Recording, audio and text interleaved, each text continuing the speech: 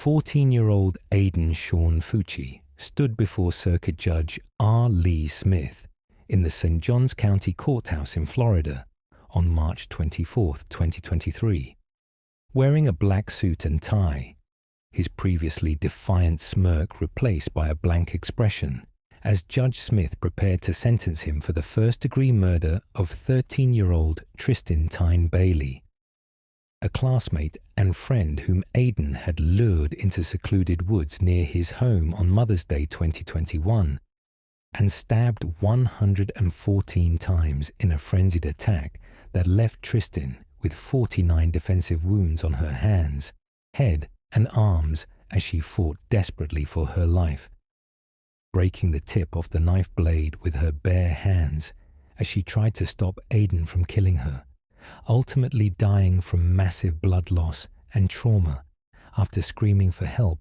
that never came, while Aiden, someone she trusted, someone she considered a friend, methodically stabbed her over and over until she finally stopped moving.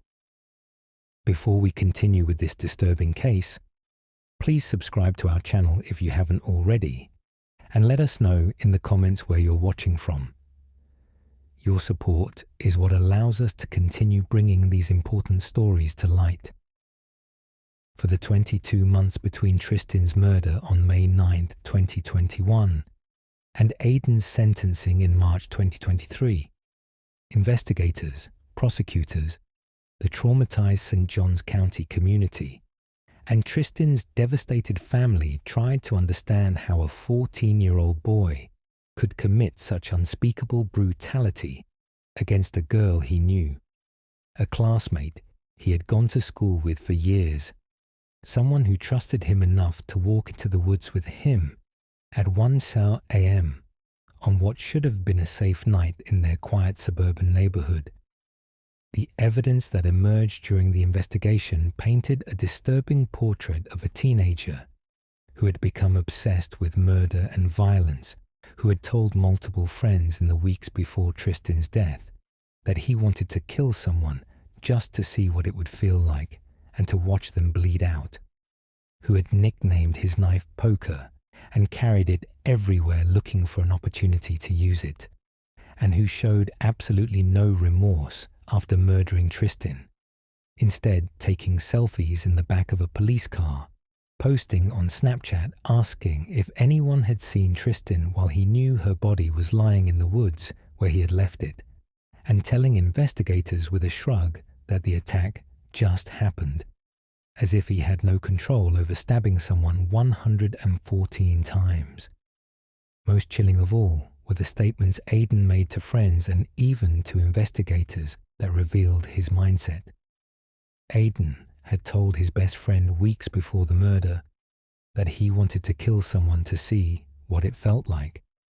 In a Snapchat video taken while sitting in the back of a police patrol car just hours after murdering Tristan, before her body had even been discovered, Aiden recorded himself saying, "We're having fun in a fucking cop car," with a smile on his face, treating his interrogation as entertainment rather than showing any concern for his missing friend.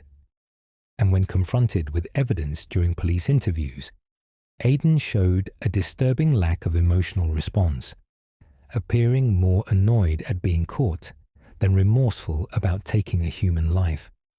What Aiden fundamentally failed to understand, what his narcissistic personality and complete absence of empathy prevented him from grasping, was that Florida law takes juvenile murders extremely seriously, that prosecutors would charge him as an adult despite his age, and that Judge Smith would have the authority to sentence him to life in prison, with no possibility of release for decades. When Judge Smith pronounced his verdict on March 24, 2023, life imprisonment with a mandatory minimum of 25 years before Aiden could even be considered for a sentence modification hearing, meaning Aiden would be at least 39 years old before he could ask a court to reconsider his sentence, and far more likely would spend the rest of his natural life behind bars given the horrific nature of his crime and his documented lack of remorse. the crushing reality of what Aidan had done to his own future finally seemed to register on his face. The boy who had smiled in police cars, joked about murder on social media, and shown no concern for the life he had taken, would now spend the next quarter-century minimum in maximum security prison, missing his entire youth and young adulthood, paying for the choice he made on Mother's Day 2021, when he decided that his curiosity about what murder felt like was more important than Tristan Bailey's right to live. Aidan Sean Fucci was born on August 16, 2006, in St. Johns County, Florida, to Crystal Smith and Jason Fucci, a couple who would later divorce when Aidan was young, resulting in a custody arrangement where Aidan lived primarily with his mother Crystal in a quiet suburban neighborhood in Durbin Crossing, a planned community in northwestern St. Johns County, known for its family-friendly atmosphere, good schools, and low crime rates. By all outward appearances, Aidan grew up in a stable, middle-class environment. His mother worked to support the family. He attended good schools. He lived in a safe neighborhood where children could play outside and walk around without fear. But beneath this surface of suburban normalcy, Aidan was developing into a deeply disturbed individual whose fascination with violence and murder would ultimately manifest in the brutal killing of Tristan Bailey. From an early age, Aidan displayed behavioral problems that concerned teachers and school counselors. He was aggressive toward other students, frequently getting into trouble for fighting or threatening peers. He showed poor impulse control, acting out in class and defying teachers' authority. He had difficulty forming genuine friendships. While he had peers he associated with, many later described their relationship with Aidan as superficial, noting that Aidan seemed to lack the capacity for real emotional connection and seemed to view other people as objects or tools rather than as human beings with feelings and value. Aidan's fascination with violence escalated as he entered middle school. He became obsessed with violent movies, video games, and online content depicting real violence and death. He would spend hours watching footage of fights, attacks, people being injured or killed, consuming this content with an intensity that went beyond typical adolescent interest in edgy or mature material. More disturbing, Aidan began fantasizing about committing violence himself, wondering what it would feel like to hurt someone, to have complete power over another person, to kill. These dark fantasies might have remained internal thoughts if not for Aidan's compulsion to share them with peers. In the months leading up to May 2021, Aidan began telling friends that he wanted to kill someone. He didn't frame this as a joke or a passing thought. He described it as a genuine desire, explaining that he wanted to know what murder felt like, that he wanted to watch someone bleed out and die. Most of the friends Aidan confided in dismissed these statements as Aidan trying to be edgy or get attention, the kind of disturbing but ultimately empty talk that some troubled teenagers engage in to seem dangerous or interesting. None of them reported Aidan's statements to parents, teachers, or police, a decision that would haunt them after Tristan's murder when they realized Aidan had been serious all along. Aidan acquired a folding knife that he nicknamed Poker and began carrying it everywhere, to school, around the neighborhood, in his pocket at all times. He would show the knife to friends, flipping it open and closed, talking about how sharp it was, making vague references to using it someday. Again, peers who saw this behavior thought Aidan was just trying to seem tough or cool, not recognizing that he was genuinely preparing to commit murder and was looking for an opportunity and victim. Tristan Tyne Bailey was born on January 18, 2008, in St. Johns County, Florida, to Stacey and Forrest Bailey, a couple who provided their daughter with a loving, stable home filled with family activities, strong values, and supportive parenting. Tristan was a bright, cheerful, energetic girl who loved cheerleading, spending time with friends and family, and was known throughout her school and community for her kindness, her infectious smile, and her positive attitude. She was in 7th grade at Patriot Oaks Academy, the same school Aiden attended, and was a member of the school's cheerleading squad, where she was beloved by teammates and coaches for her enthusiasm and team spirit. Tristan came from a close, loving family. She had siblings who adored her, parents who were actively involved in her life, an extended family who cherished her. Sunday was Special Family Day in the Bailey household, a tradition they called Bailey Sunday Fun Days, where the family would spend quality time together doing activities, making memories, and strengthening their bonds. Tristan was everything a 13-year-old girl should be: happy, loved, full of life and potential, looking forward to starting high school the following year, to continuing with cheerleading, to all the experiences and milestones that should have been ahead of her. Tristan and Aiden knew each other through school and through their neighborhood. They lived relatively close to each other in Durbin Crossing and had mutual friends in their peer group. They were not best friends or particularly close, but they were friendly acquaintances who existed in the same social circles, saw each other at school and in the neighborhood, and occasionally hung out in group settings the way young teenagers do in suburban communities, where kids congregate at parks, walk around the neighborhood together, and socialize through social media and messaging apps. On May the 8th, 2021, a Saturday evening, Tristan attended a social gathering with other teenagers from the neighborhood at the Durbin Crossing Community Center, a common hangout spot where kids would meet up, talk, walk around, the typical innocent socializing that occurs in safe suburban neighborhoods.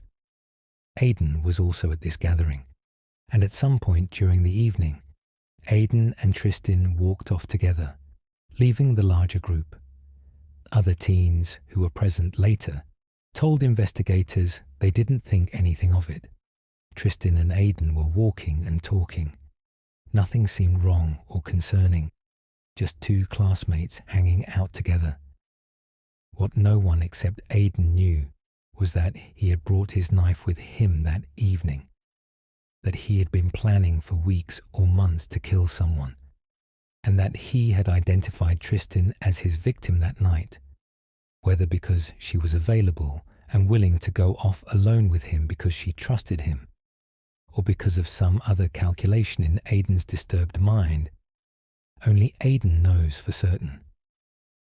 Around 1:15 a.m. on May 9th, 2021, now technically Mother's Day morning, Aiden led Tristan into a wooded area near the end of Saddlestone Drive in their neighborhood, a secluded spot where they would be alone and hidden from view.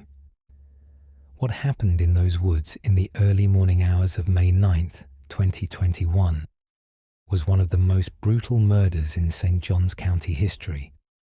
Aiden attacked Tristan with his knife, stabbing her repeatedly in a sustained assault that lasted several minutes. Tristan fought for her life with desperate courage. The 49 defensive wounds on her hands, arms, and head documented by the medical examiner showed that Tristan tried everything she could to defend herself, trying to grab the knife blade to stop Aiden from stabbing her, using her hands to protect her head and vital organs, fighting until her body was too damaged and blood loss too severe to continue. At some point during the attack, Tristan managed to break the tip off the knife blade with her bare hands, an incredible act of strength and will that showed how desperately she was fighting to survive. But even with a broken knife, Aiden continued the attack, stabbing Tristan 114 times total, covering her body with wounds leaving her to bleed out in the woods alone, her screams for help unheard in the isolated location Aiden had deliberately chosen. The medical examiner would later testify that Tristan died from massive blood loss and trauma from the multiple stab wounds, that several of the wounds individually would have been fatal, and that Tristan had suffered tremendously before finally succumbing to her injuries. She had been conscious and aware for at least part of the attack, experiencing terror and pain as someone she trusted murdered her. After Tristan stopped moving and Aiden was certain she was dead, he left her body in the woods and walked back to his house, arriving home around 3:30 a.m. with blood on his clothing and shoes. Aiden changed clothes, hid his bloody garments, and went to sleep, apparently unconcerned about the life he had just taken or the consequences that would follow. Later that morning, when Tristan's parents realized she had not come home overnight and was not responding to calls or messages, they called the St. Johns County Sheriff's Office to report her missing. The search for Tristan Bailey began immediately, with law enforcement, volunteers from the community, and Tristan's frantic family members searching the neighborhood, looking for any sign of the missing 13-year-old girl. Aiden was questioned by deputies early in the search since he had been seen with Tristan the previous evening. He claimed he had walked with her for a while, but then they had separated and gone to their respective homes, and he had not seen her since around 1:30 a.m. Deputies noted that Aiden seemed unusually calm and unconcerned for someone whose friend was missing, but at that point, they had no reason to suspect he was responsible for Tristan's disappearance. What deputies didn't know yet was that Aiden was posting on social media while they questioned him and while the search for Tristan continued. On Snapchat, Aiden posted a photo from the back of a police patrol car. Deputies had asked him to sit in the car while they interviewed him, with the caption, "Hey guys, has anybody sick seen Tristan lately?" accompanied by a smiling emoji, treating the situation as a joke. He also recorded a Snapchat video from the back of the car saying, "We're having fun in a fucking cop car, Tristan, if you walk out the damn," before the video cuts off.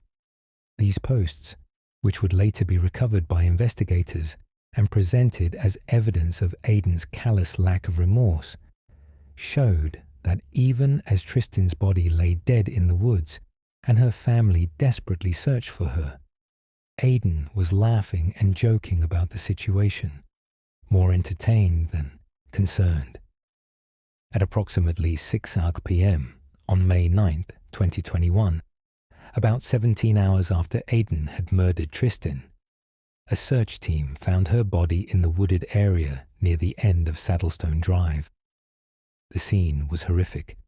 Tristan's body showed obvious signs of massive trauma with blood covering her clothing and the surrounding ground, and it was immediately clear to responding officers that this was a homicide involving extreme violence. The St. Johns County Sheriff's Office immediately launched a full homicide investigation, with Sheriff Robert Hardwick calling in additional resources and investigators to work what he would later describe as one of the most disturbing cases he had encountered in his law enforcement career. The investigation moved quickly.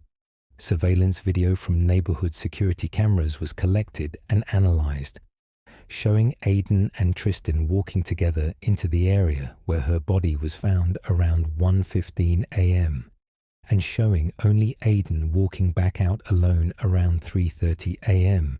Tristan never left those woods alive. Witnesses who had been at the community center gathering reported seeing Aiden and Tristan leave together, and critically, several of Aiden's friends came forward to tell investigators about the disturbing statements Aiden had made in the weeks before Tristan's murder. Statements about wanting to kill someone to see what it felt like, about wanting to watch someone bleed out, about planning to use his knife on someone. Investigators obtained search warrants for Aiden's home and executed them on May 10, 2021, the day after Tristan's body was found. The search revealed damning evidence: the knife used to murder Tristan, with the broken tip matching the tip found at the crime scene, clothing with Tristan's blood on it that Aiden had attempted to hide, Aiden's shoes with blood spatter and traces of Tristan's DNA, and Aiden's cell phone containing the Snapchat posts he had made while sitting in the police car joking about Tristan being missing, even though he knew she was dead. Based on this overwhelming evidence, Aiden Fucci was arrested on May 10, 2021, and initially charged with second-degree murder. He was taken into custody and transported to the Department of Juvenile Justice, where he would be held pending further proceedings. But as the investigation continued and the full extent of the evidence emerged, particularly the 114 stab wounds, the premeditation shown by Aiden's statements to friends about wanting to kill someone, and the utter lack of remorse Aiden displayed, prosecutors upgraded the charge to first-degree murder and announced they would seek to try Aiden as an adult despite his age of 14 at the time of the crime. The transfer of Aiden's case to adult court meant he would face adult penalties, including the possibility of life in prison. Under Florida law, juveniles who commit serious crimes can be tried as adults, and prosecutors argued that the calculated, brutal nature of Tristan's murder warranted adult prosecution. The court agreed, and Aiden's case proceeded in adult criminal court, where he would face the same potential sentences as an adult defendant convicted of first-degree murder.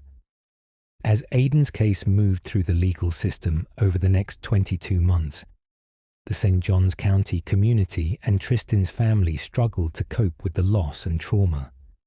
Vigils were held for Tristan, where hundreds of community members gathered to remember her life, to support her family, and to process the collective grief and shock that such a brutal murder could occur in their safe neighborhood, committed by a 14-year-old boy against a 13-year-old girl. Tristan's school, Patriot Oaks Academy, provided counseling services for students traumatized by losing their classmate and friend in such a horrific way. Tristan's family became advocates for Tristan's memory and for other victims of violence. They established the Tristan Bailey Foundation to support programs preventing teen violence and supporting victims' families. They spoke publicly about Tristan's life, wanting the world to know her not as a murder victim, but as the vibrant, loving, joyful girl she had been, a daughter, sister, friend, and cheerleader whose life was stolen by someone who viewed her as nothing more than an opportunity to satisfy his curiosity about what murder felt like. The legal proceedings were painstaking and painful. Aiden initially pleaded not guilty, and the case was scheduled for trial in February 2023. But on the first day of what was supposed to be jury selection, February 6, 2023, Aiden changed his plea to guilty, admitting to the first-degree murder of Tristan Bailey.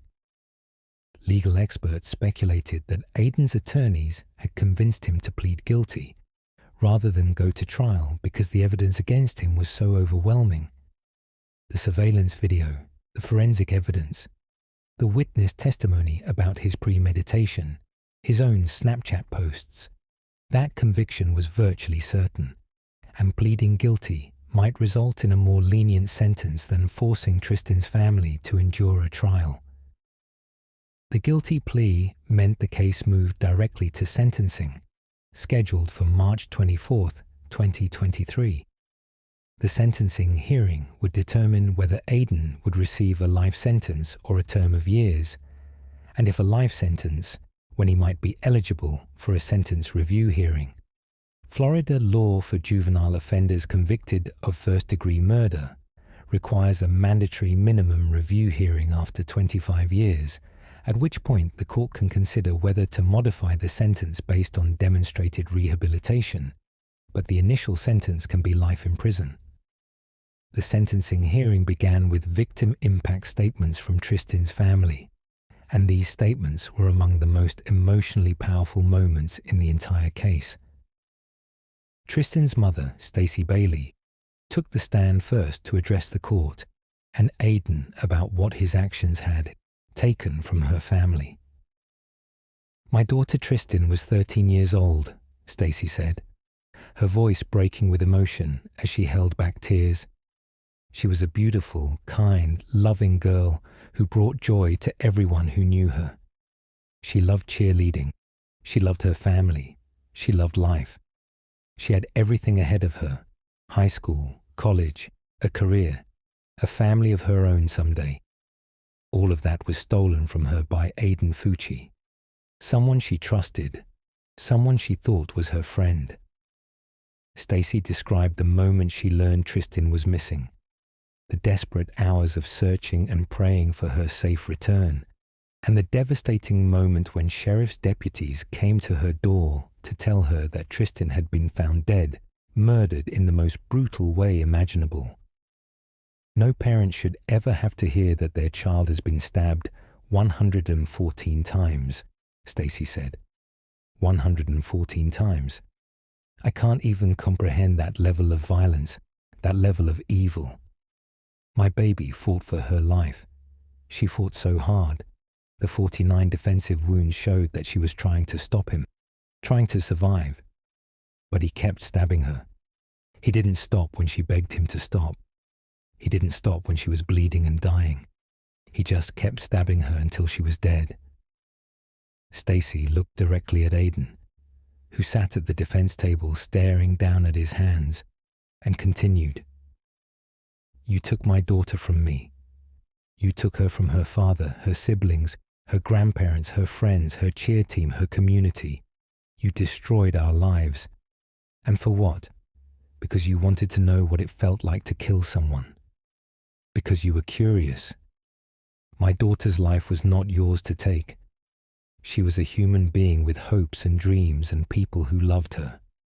And you treated her like she was nothing, like she was an experiment for your sick curiosity." Stacey concluded her statement by addressing the court.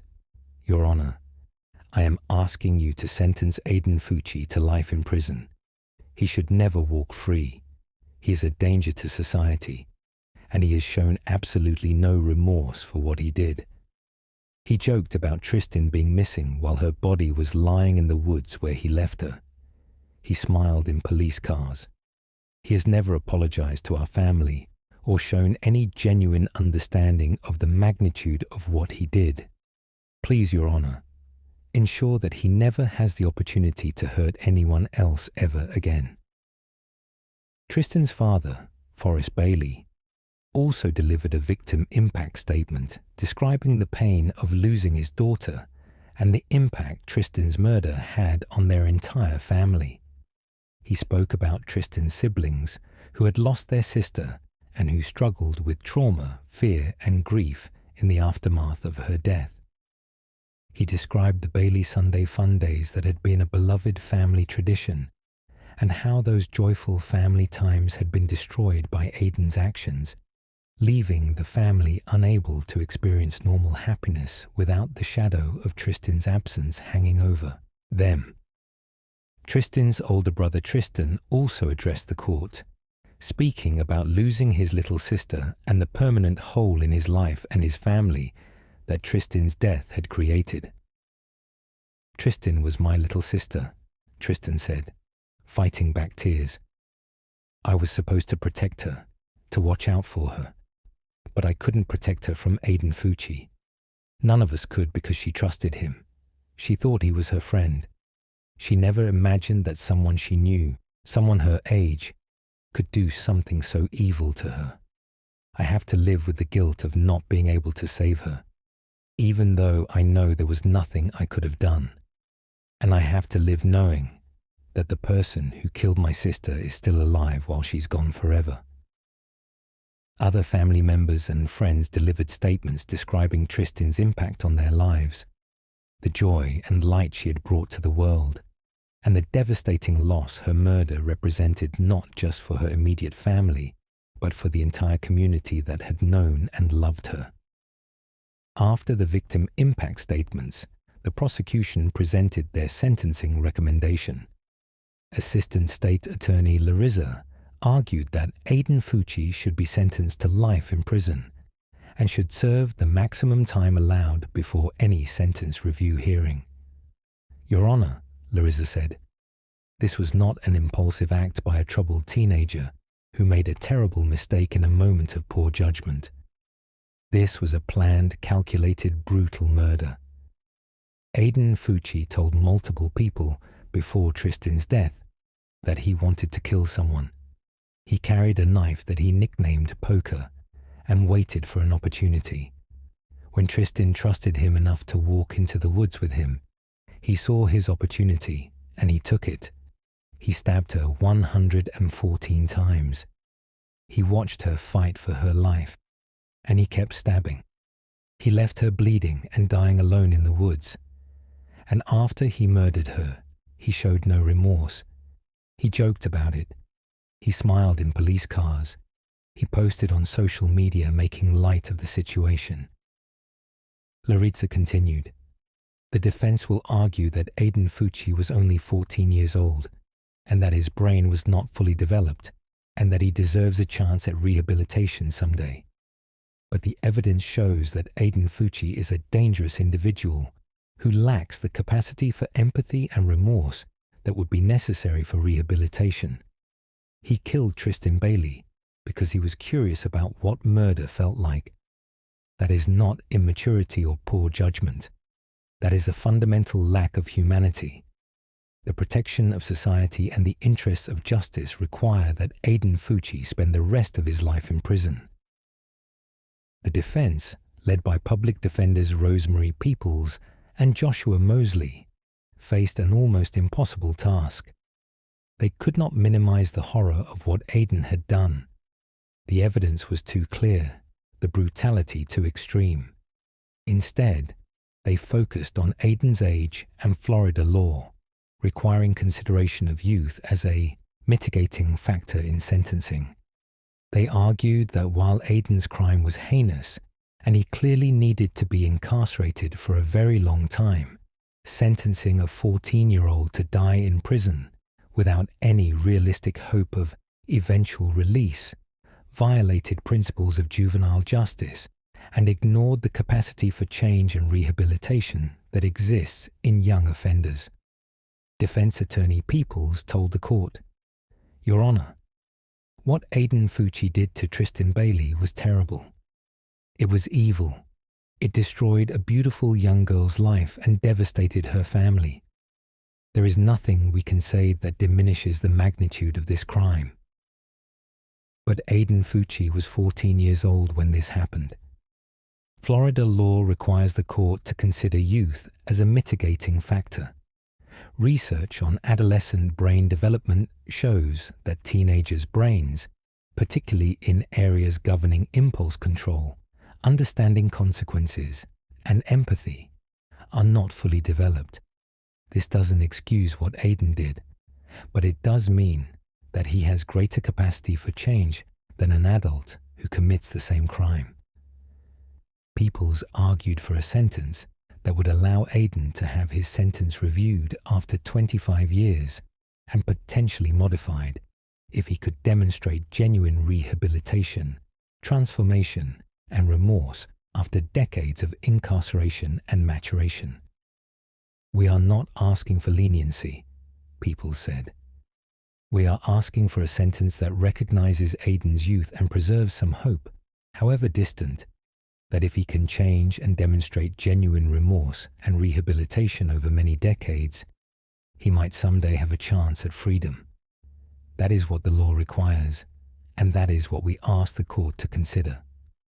Aiden was given the opportunity to make a statement before sentencing, and he addressed the court in remarks that many observers described as hollow and lacking genuine emotion. "I want to say that I'm sorry for what I did," Aiden said, his voice flat and his expression blank. I know I can't bring Tristan back, and I know I hurt a lot of people. I think about what I did every day, and I wish I could take it back.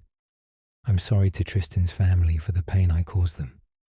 The apology was brief and seemed scripted, lacking the emotional depth that would indicate genuine remorse, and many in the courtroom, particularly Tristan's family, felt that Aidan's statement was an attempt to manipulate the court rather than a sincere expression of regret. After hearing all arguments, victim impact statements, and Aidan's statement, Judge R. Lee Smith delivered his sentencing decision. His remarks were extensive and provided clear reasoning for the sentence he was about to impose. "Mr. Fucci," Judge Smith began, "I have carefully reviewed all the evidence in this case, all the arguments presented by both sides, all the victim impact statements, and all the factors Florida law requires me to consider when sentencing a juvenile offender. This is one of the most difficult sentencing decisions I have ever had to make, not because there is any doubt about your guilt or about the seriousness of your crime, but because imposing a life sentence on someone who was 14 years old at the time of their offense carries significant moral and legal weight that I do not take lightly."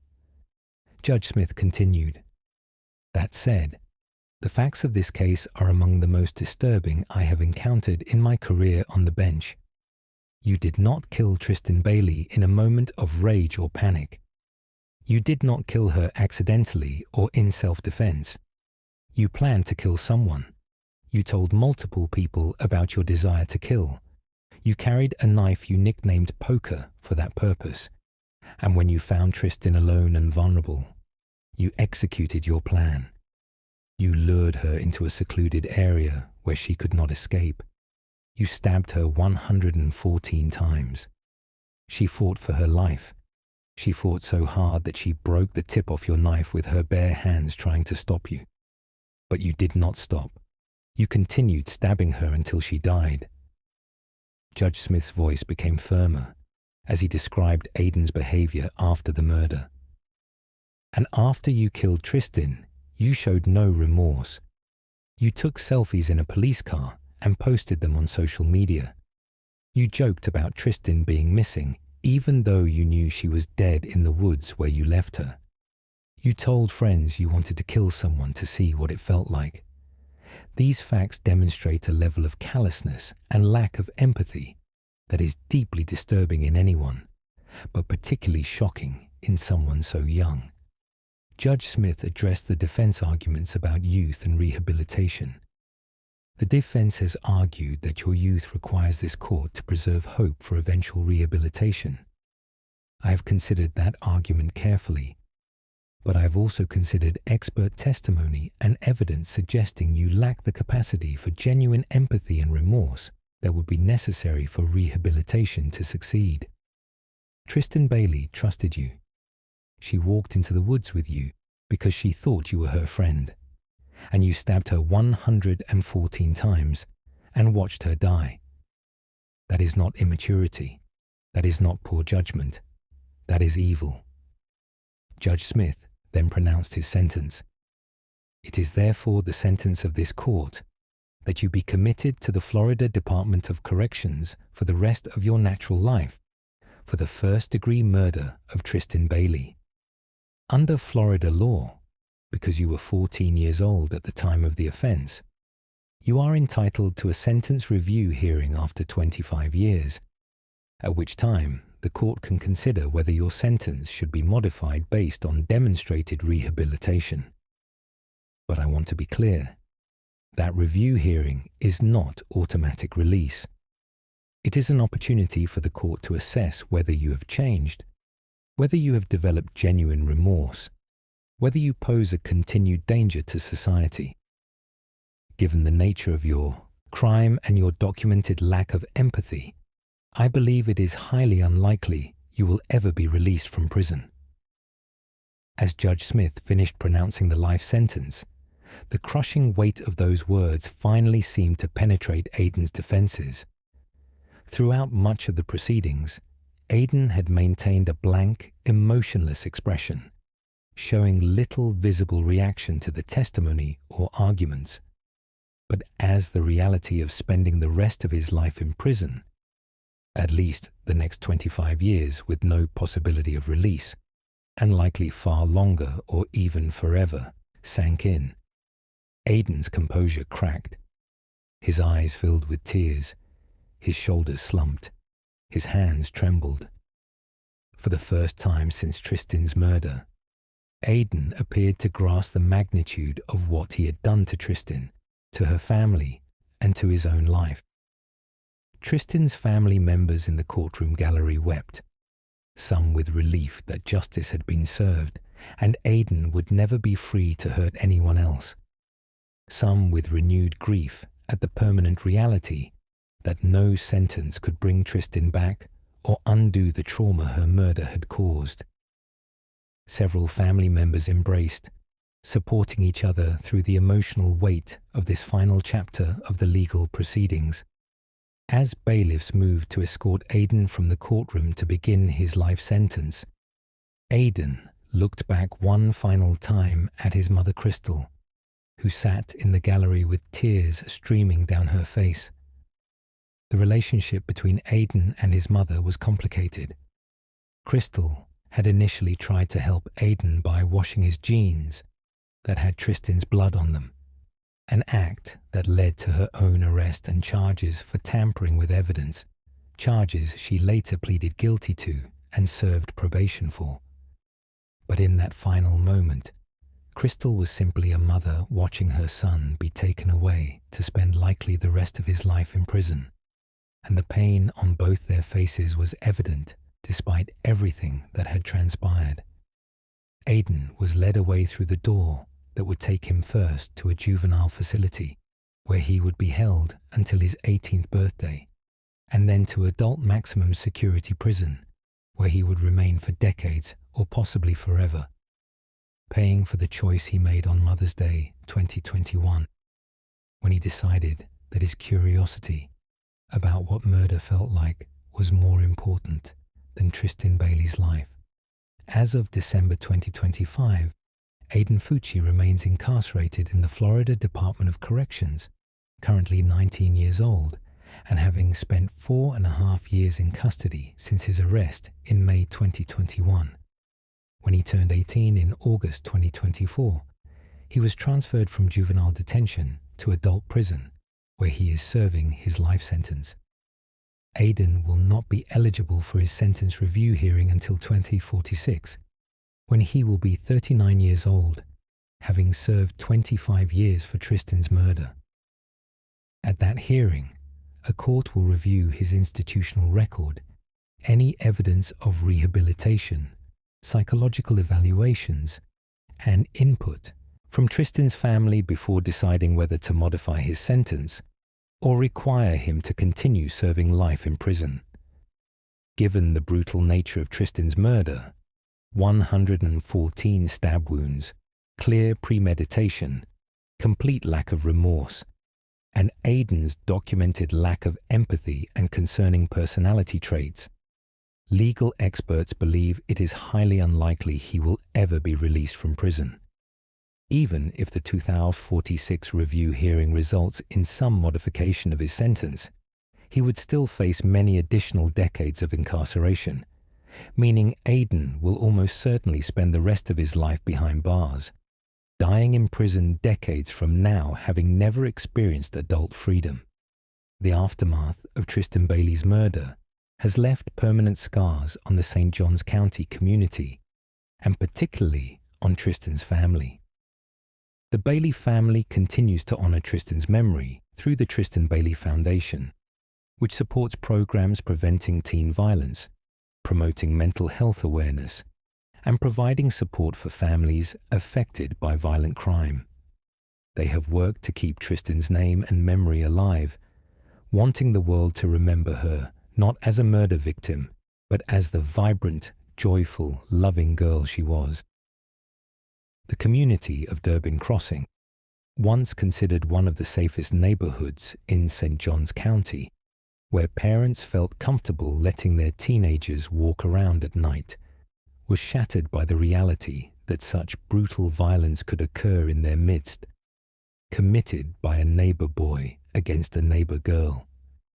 Many families struggled with how to talk to their children about what happened, how to help them process that someone their age, someone they went to school with, could commit murder.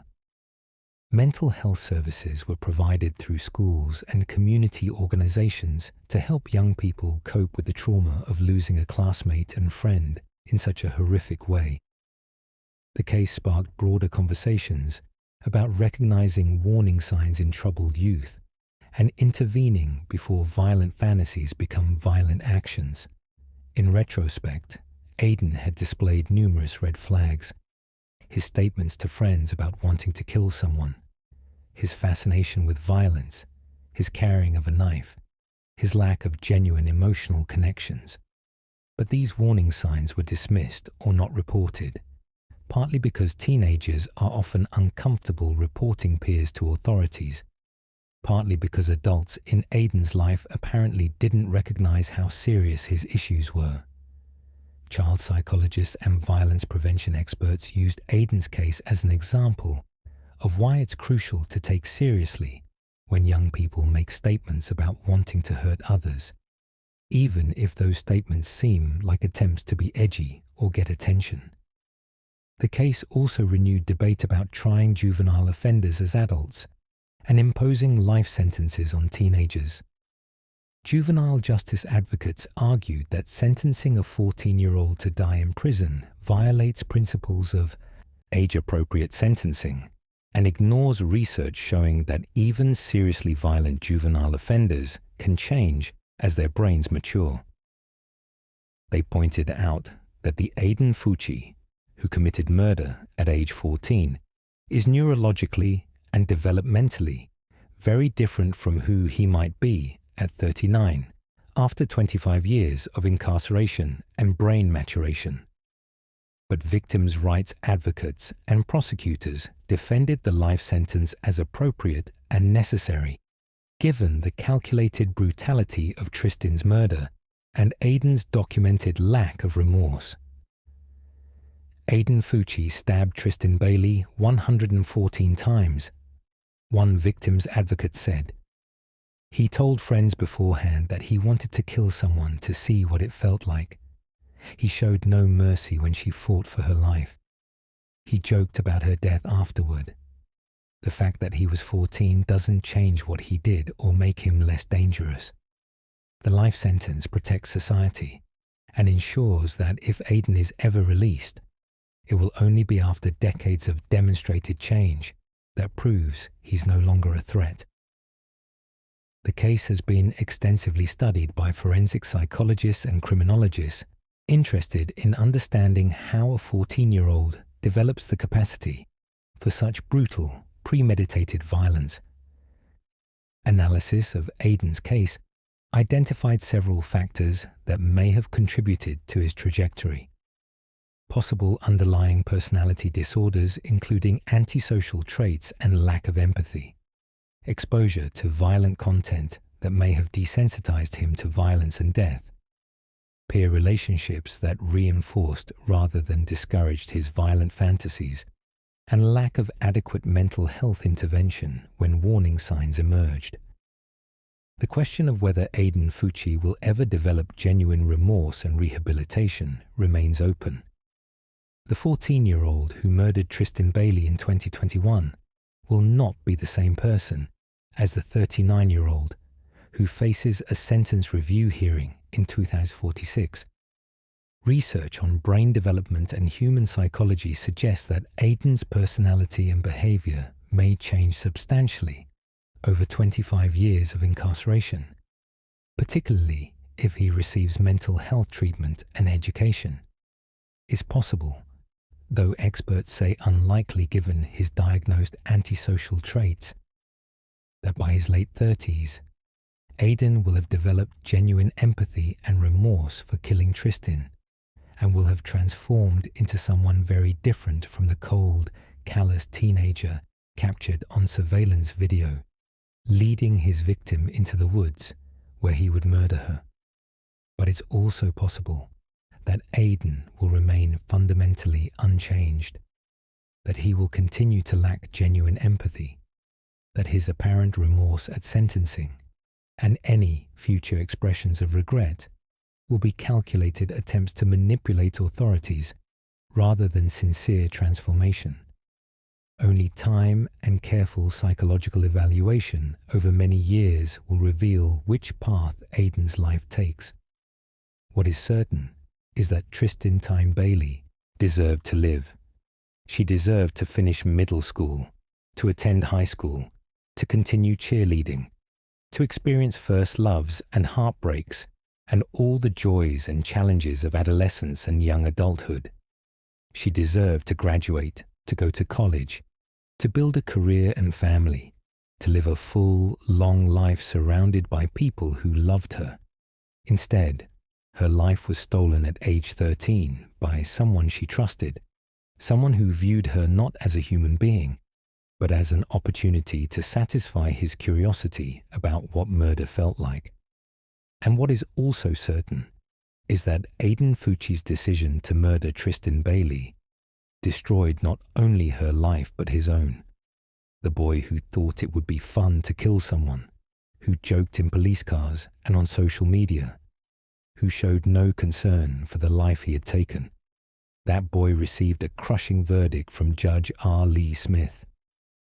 Life in prison with 25 years minimum, before even the possibility of sentence review, and the near certainty of dying behind bars, having spent his entire adult life incarcerated for the murder he committed at age 14.